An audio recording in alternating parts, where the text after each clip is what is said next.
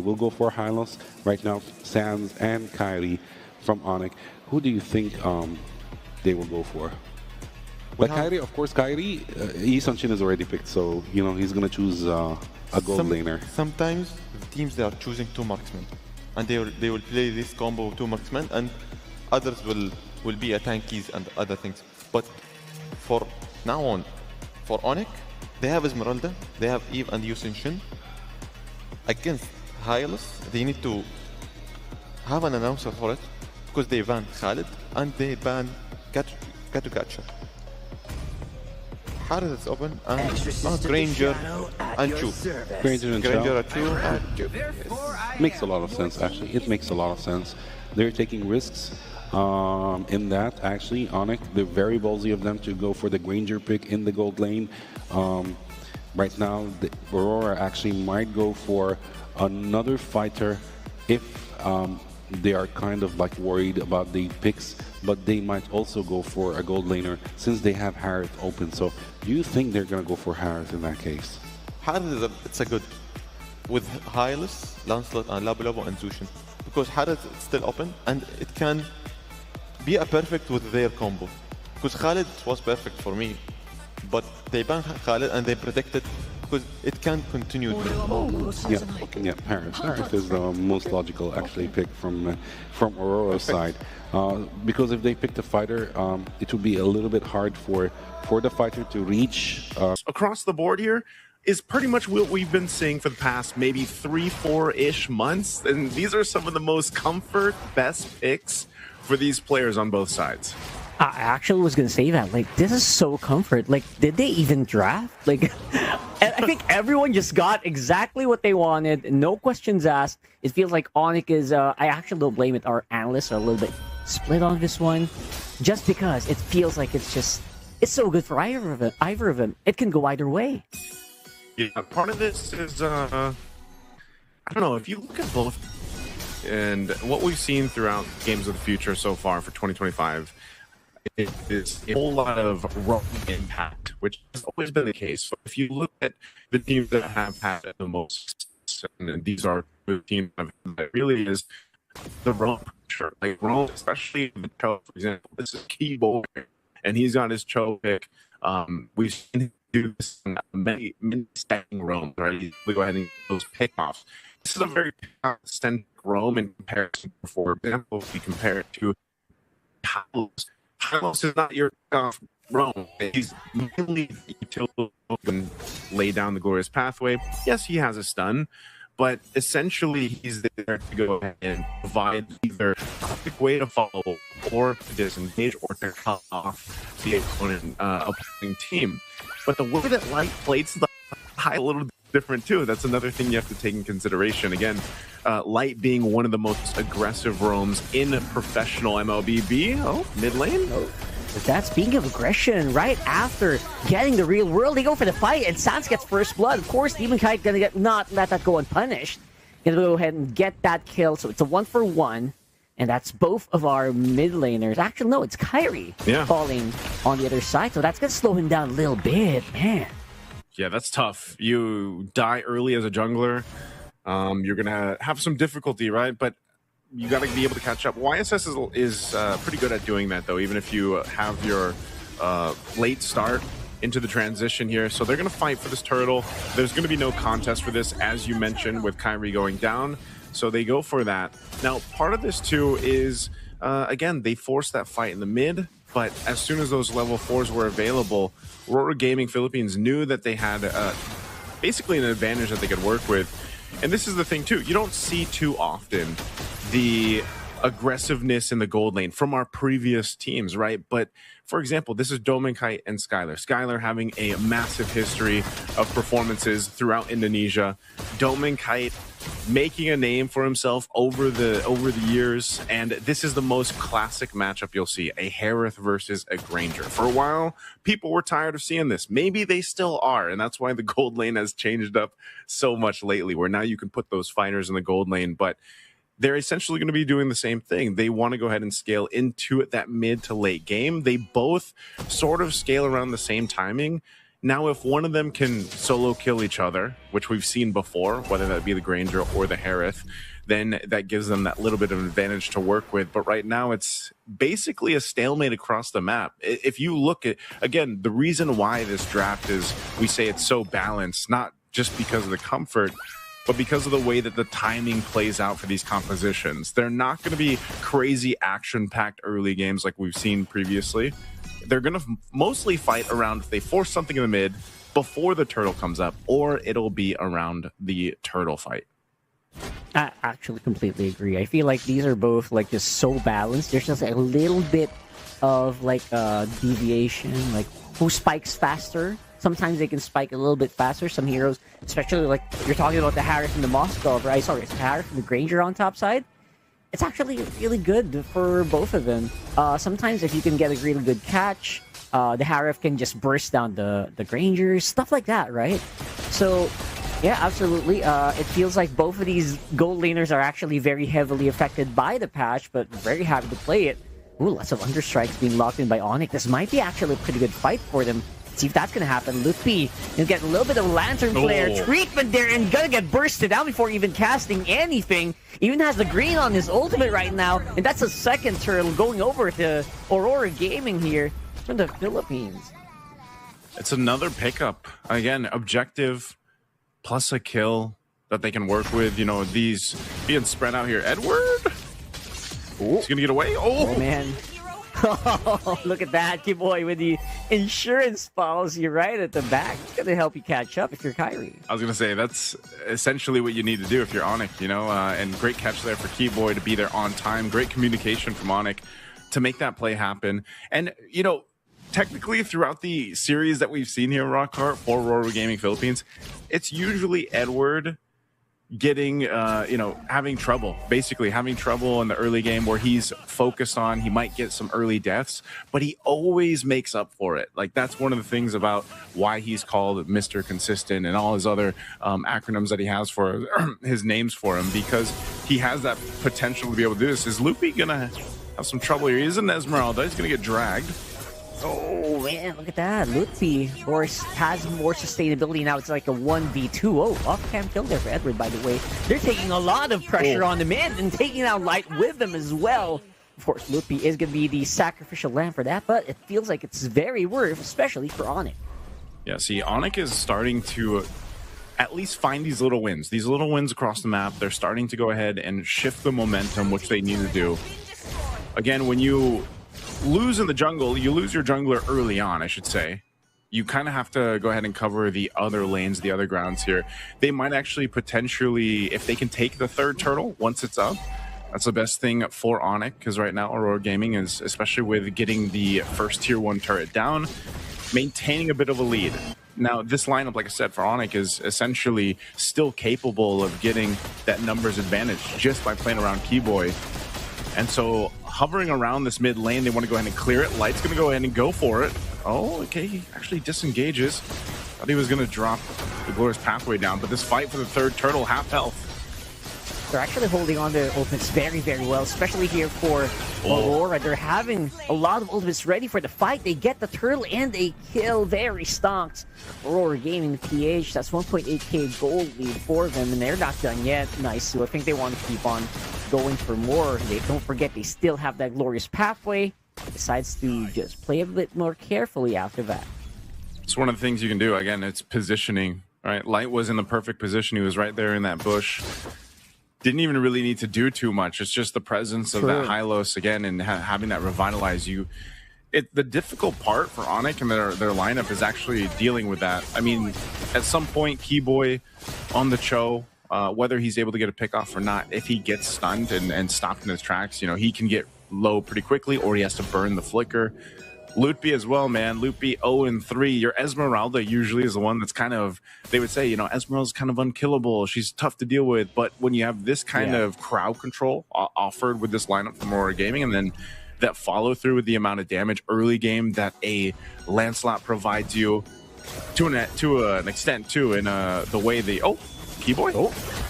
It's a free man knockup on the G Kundo. Actually, right close by is Sans. Gonna get lots of kills and some decent DPS despite obviously the Harif being there. They're gonna push back and we're gonna join the fight just a little bit. Loopy's actually quite low. I don't think ONIC wants to go for this one, and they will not. So pretty good pickoffs happening here for ONIC. But again, being traded almost instantly by Aurora that time. It's always the difficult part about being a Cho player. You know, all the Cho players out there know what it's like. You got to go in, Jikundo, or set up your kick, and essentially you're kind of sacrificing yourself away, right? You want to go in and get that setup for your team, but you know that it's going to be very difficult to get away, especially if you use the flicker to initiate. But nonetheless, what ONIC has been able to do here, Rockhart, is stay within grounds. Like, it's not anything too crazy of a lead that Aurora Gaming has over ONIC, which puts them in a position that they can actually contest this Lord if they want to. Skylar is going to go ahead and get that turret down, picks up a Sky Piercer as well. So the scaling here on both sides for the gold laners are going to start to show. Sky Piercer 2 for Yue. There's the kick. Okay, there you go. That's what you want to get started here. Light will use the Glorious Pathway to dig out. Edward misses on the Landshaker, and actually that might force them to go back. Skylar, look at this guy. He's just going bananas. Throwing bullets left, right, and center, taking down Edward in the process. And now they're pushing Aurora Gaming back. They seem to be the ones who are in control of this Lord Pit. Yeah, they're going to go that. And meanwhile, exactly when he got the Sky Piercer, he gets a kill. So they have positioning here, but I think Aurora Gaming wants to go for this. Oh, yeah, absolutely. Look at Demon Kite, though. 4 throws just to buy a little bit more time, but not going to be enough for him to go for the steal. Kyrie this time has massive control on that turtle, or sorry, that Lord. And they're going to be able to get that one. Going to be great for taking down those turrets on mid and bottom. Get more golds into their pocket. That is the quickest I feel like I've seen a Lancelot get zoned in on it and taken out. I mean, it was more so of an attempt to like just go for it for Demon Kite to see if he could potentially get in the position to try to retribution steal that away. But ONIC played that really, really well.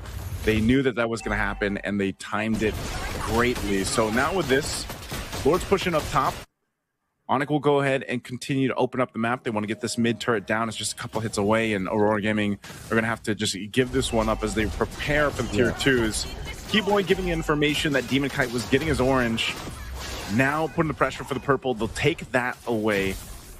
Now let's see. Aurora Gaming with their backs against the wall in this defense for now. They still got the holy shields and everything else.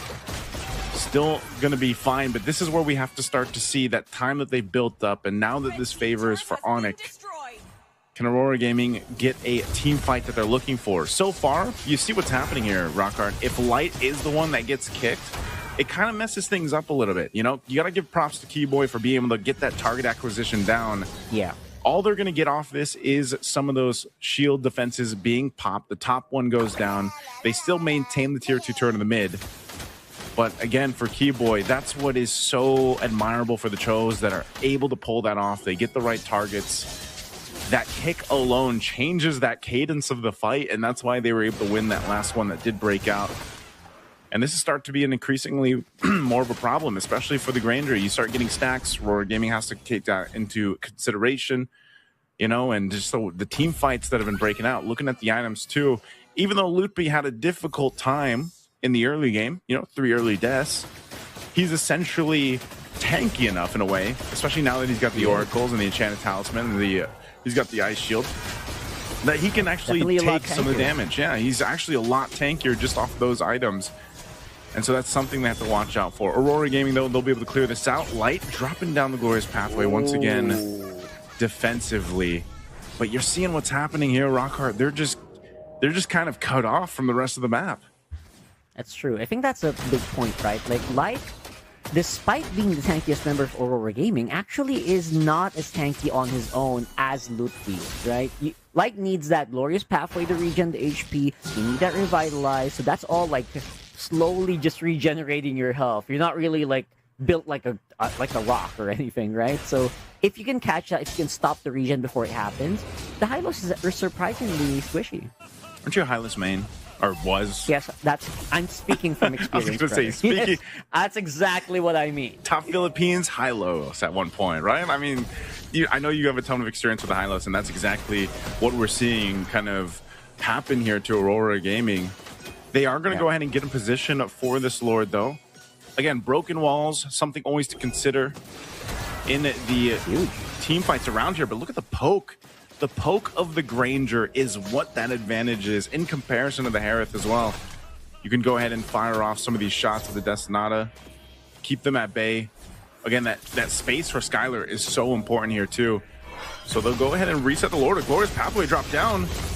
Oh, there you go. That's more proactive right now this time for Aurora Gaming. And now they're chasing Lutfi, which will be protected very well by Sans. That real-world manipulation. There's just no way they can play around that. But look at Edward. He's trying to go for it. Great placing on Landshaker, but he will get taken out. Just not enough DPS right now for Aurora Gaming to make any difference in the team fights, except for Doming Kite. He is definitely the guy who is making it work, at least making sure that Aurora PH can kind of do something in a team fight, but it is still just a massive amount of lead, a massive amount of control for ONIC Indonesia. They're still going to go for this rock card. They're trying to get an opening here.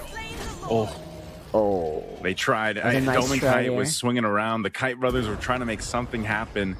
Because again, that last team fight, man, this is some of the most, again, this is some of the highest level of mlbb, right? You saw how many battle spells were used, the flickers to avoid Edward, for example, when he went in with the Landshaker to get that stun off.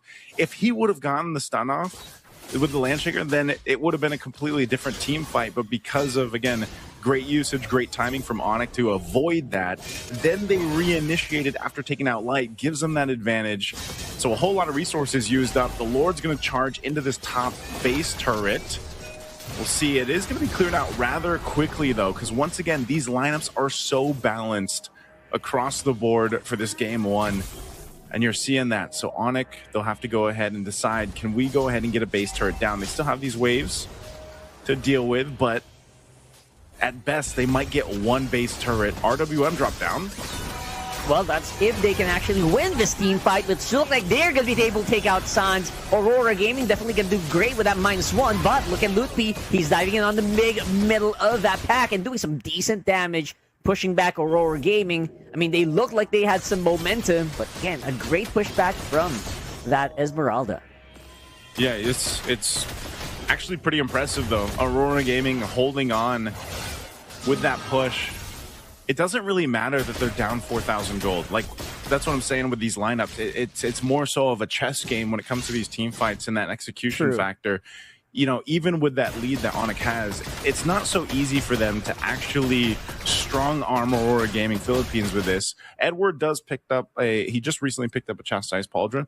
That item actually does really well against certain marksmen. You can see this too, even defensively. Light, he's dealt with this all game, man. But finally, you know, he's got 3 core defensive items locked in, the Dom, Ice, Anti-Cuirass, Radiant Armor here too, to kind of help with the amount of damage that's coming out from Sans. You saw it from the last fight. He's already got his Divine Glaive too. So I'm assuming he's still going to be going even more magic damage here too on this Eve. I don't know if he wants to even get any defensiveness for Sans just yet, because he hasn't really dealt with that pressure. Like, he's just kind of relying on the flicker, and he's pumping out the damage. Meanwhile, Skylar is as well. Fighting into the real world manipulation is the best thing that ONIC has right now for them, and it's allowing that space to be there. So it's a chess match, you know, and 20 seconds for this Lord to come up. Aurora Gaming, they'll most likely contest it. They will not let any of this just go by. This is a little bit more difficult, once again, for ONIC. The tankier Light gets, and Edward, it doesn't have to all just fall onto Light's hands now. Like, Edward can be the one to go ahead and kind of start these fights up like we saw him previously. And you never know, if he goes and gets in that stun and that lands this time, that might change that course of the fight. Immortality being picked up here by Keyboy too. Once again, giving a little bit of that extra time that he might need to escape after setting up the Way of the Dragon, the kick. So this positioning is super important here. Neither team's probably going to fully commit to this unless they catch someone out. A beacon used, though, from UA. So that not being available actually is very helpful for ONIC, but the Lord evolves now at the 18-minute mark. Yeah, so that's a few seconds difficult, that a little difficult to take. So you're absolutely right. Again, it's all about whether or not Aurora can actually tank for real world. And as time is progressing, they actually might be able to. But here comes that big fight we're talking about. They're diving straight into the backline, and that's going to be the jungler for Aurora Gaming removed already. And now it's a 4v5, and they are going to have to make a run for the hills if they want to survive. And they're going to be able to take out Luffy. But looks like all that's going to be left on the field is going to be Tom and Kai. It's 1v3. It's only a Harif. What are you going to do? You got a big wave on the middle, and I think that's exactly what ONIC is just going to capitalize. No need to go for the Lord this time around. 24 seconds on the death timers at earliest. That feels like game. ONIC winning that fight around the real world manipulation. Exactly what I was talking about would be the hard thing for